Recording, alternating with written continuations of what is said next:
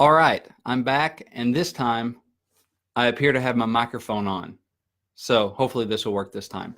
All right, so today I want to talk a little bit about songwriting, math, and second languages. We adopted my oldest boy, Ren, out of China last year. And so when we picked him up, hey, Julie, thanks for joining us.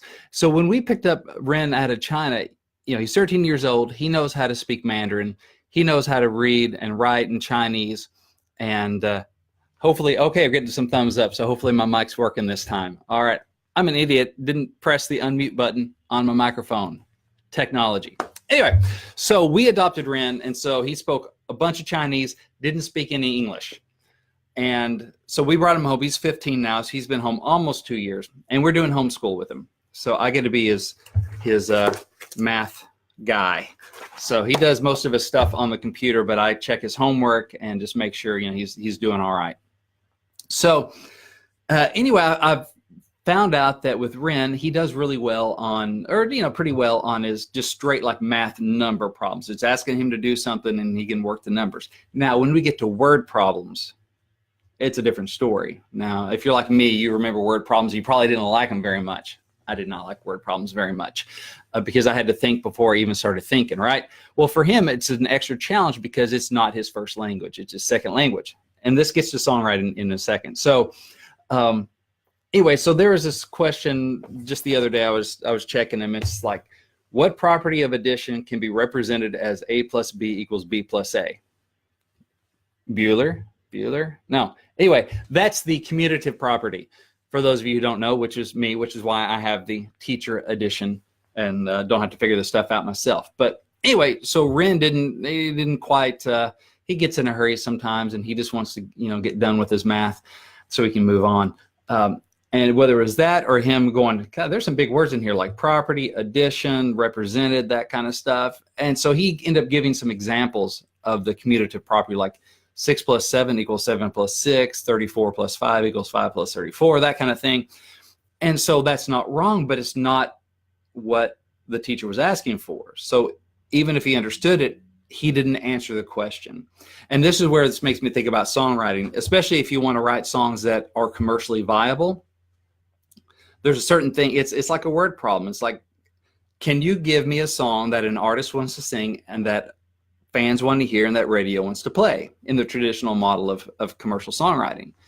And we look at that and maybe we're in a hurry. We want to write our own songs. We don't want to stop and think before we stop and think about writing our song, and we just bust out songs and then we wonder why we're not getting the love we want to get on our songs.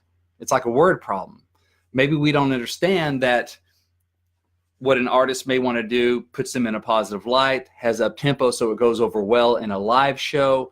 It will look great on a t-shirt so they can sell merch because they make more money off merch than they do off record sales, that it fits their brand, their lane that they're in as a writer and an artist, that sort of thing.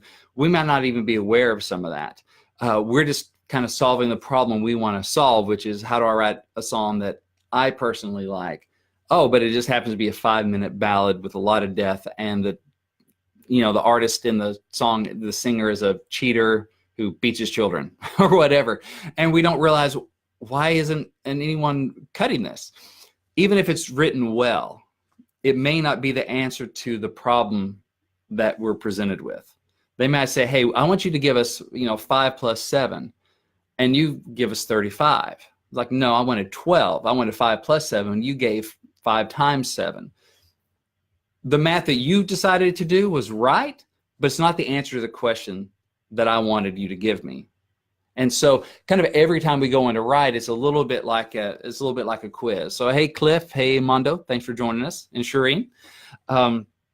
It's a little bit like a test. So the test is, how do I present a song that fulfills me artistically, that an artist wants to sing, that fans want to hear, that radio wants to play, or that's going to get streamed a bunch, that sort of thing.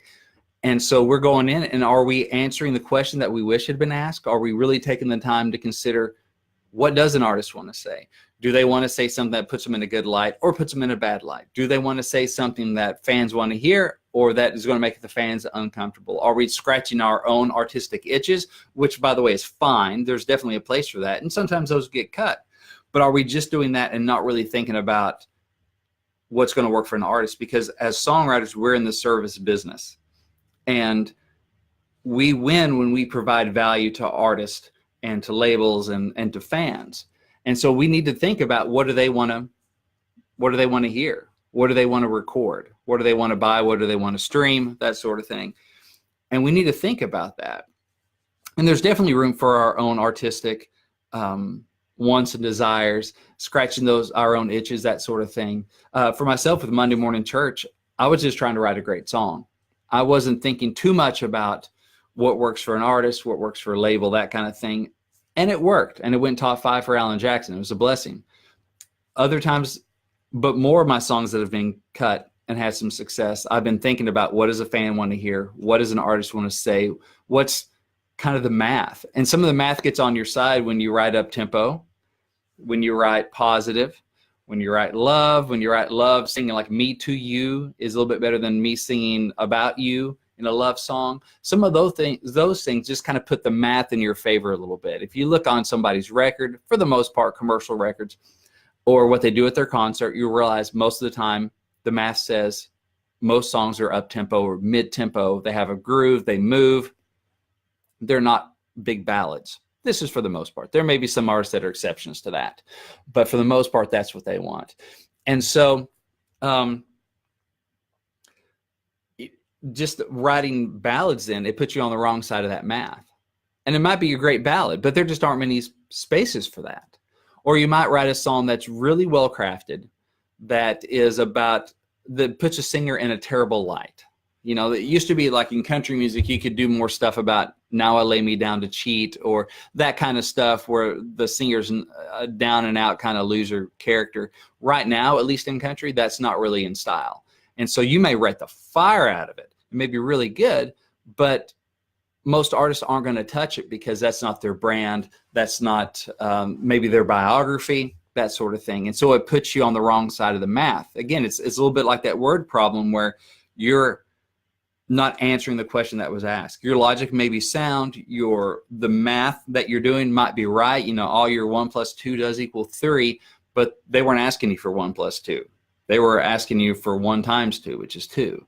That sort of thing. So it's a different way of looking at it. Just go, hey, am I really looking at the math at what gives my song the best chance to work, versus just chasing my own muse? Again, there's room for that. And I want you all to be able to do that. I'm going to take a look at some of the comments here and see if, let's see. Hey, Mondo and Marlo. Let's see. NASCAR. Let's see here. Yeah, let's see. Didn't turn the volume down? That's all right, Darlene. All right. Is every song written with the hope of getting on the radio? Mondo asked that. No. I mean, just some days I write just because I want to write and there's something I want to say. Sometimes you might be writing even for an artist that doesn't get much radio airplay, and that's fine. Again, like Monday Morning Church, yeah, I wanted to write hits. I didn't know if that would get on the radio. But yeah, other times there's a guy here, other hand, Gord Bamford, Canadian artist. I was writing with Gord, and I was writing with his producer, Byron Hill, and we wanted to write a hit for Gord. So we were sitting down going, what does he need? What's going to give us the best chance to get on radio that works with his brand? And it was written specifically to try and get on the radio. These days, if you want to make your living as a songwriter, yeah, you need airplay, because records aren't selling as much as they used to back in the 90s or whatever. And with streaming, that's just micro pennies for a stream. And so your best bet to make a living or to keep a publishing deal is to write some songs that get on the radio. So that's really the big target. And obviously, most of the time, most songs don't make that target. But even if you end up on a record, you know, there's still success there. Any sort of cut is successful. But your best chance is to write some that could end up on the radio. But you also want to leave some room to follow your muse, because you just never know when trends might change, or this might be the exception that proves the rule, that sort of thing. So it is a balancing act of writing for radio. What I try to do is find the most interesting idea and then spin it in a way that gives it the best chance to be something that could end up on the radio, that feels like radio, that is positive, up-tempo, that sort of thing. So hopefully that helps. So write for the artist or for the industry. I do a little bit of both. So Tom asked that question. If I, like with the Gord thing, I wrote for the artist. For the Alan Jackson thing, I wrote for the industry, just trying to write a cool country song. Let's see, I'm trying to think of who else is behind me here.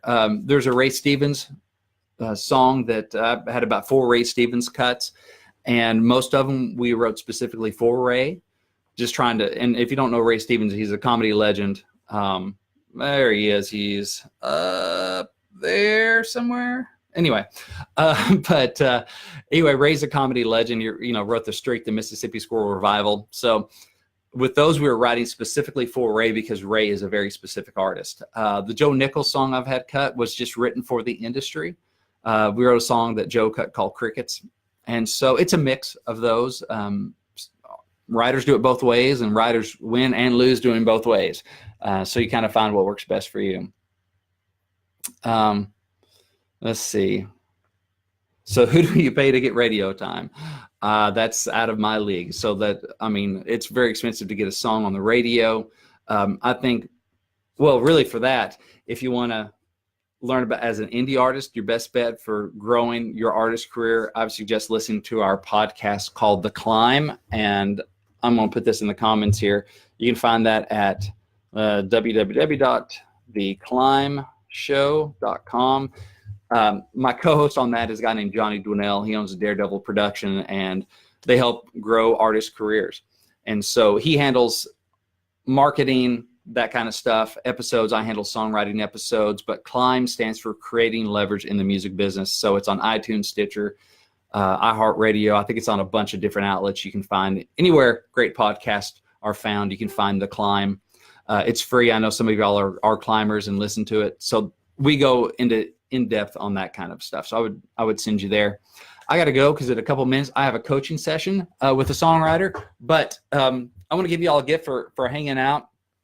You can go to www.gift. I'm going to put this in the comments. giftfrombrent.com. Oh, hey, Stephen Mason. And what you'll find there is a free ebook called Think Like a Pro Songwriter. It's my gift to you for hanging out with me. And it just shares some of what I've learned in my years in the music business. It's free. You just tell me where to send it. We email it right out to you. You get instant access to it. And hopefully to help you on your songwriting journey. But anyway, I got to go. I have other work I got to do. And then I'm going to write a little bit later. So anyway, God bless. Thanks a lot for hanging out. Jason Street, sorry you got here just at the end. But anyway, that little thing down there says bad gateway, but it actually works. So I'm not sure why Facebook is not liking that. But anyway, go to giftfrombrent.com. You can check me out at songwritingpro.com. I blog there every week. You can also get the new episodes of the Climb podcast through there. And anyway, I appreciate y'all. So keep on riding. God bless. And work out those word problems. I'll see you later. All right.